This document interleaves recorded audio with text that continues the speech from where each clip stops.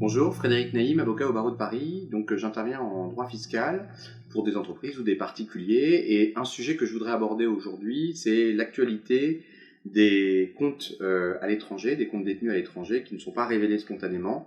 On sait qu'il y a des grandes campagnes de régularisation qui sont actuellement entreprises par de nombreux contribuables. Ceux qui ne l'ont pas fait se retrouvent taxés avec différentes amendes qui s'appliquent. Notamment une amende pour défaut de déclaration du compte à l'étranger, notamment le fait de ne pas avoir souscrit ce qu'on appelle l'imprimé numéro 3916. Et aujourd'hui, on a une actualité assez récente. On a une question prioritaire de constitutionnalité qui a été posée par le Conseil d'État le 18 mai 2016.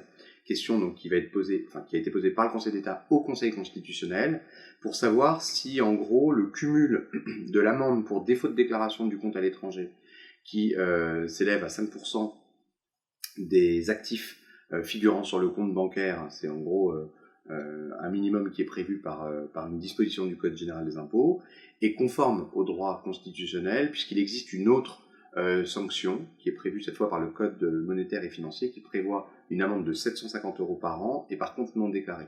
Et en gros, la coexistence de ces deux amendes, donc de fondements différents, est-elle conforme au droit constitutionnel? Est-ce qu'en gros, on ne sanctionne pas deux fois un même fait? Et est-ce qu'en gros, cette sanction est légale à aujourd'hui? C'est la question qui a été posée au Conseil constitutionnel et qui peut être en réalité une lueur d'espoir à tous les contribuables qui ont été redressés sur le fondement du défaut de déclaration d'un compte à l'étranger et qui se retrouvent aujourd'hui pénalisés d'amendes très lourdes.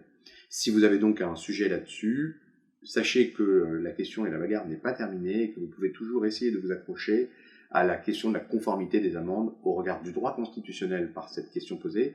Et on pourra même un peu élargir le sujet en disant qu'il y a peut-être d'autres questions qui seront posées sous l'angle cette fois du droit européen. Est-ce que les sanctions qui sont appliquées pour défaut de déclaration d'un compte à l'étranger sont conformes au droit européen? Voilà, c'est aussi une autre question qu'on peut poser. Voilà. À bientôt. Au revoir.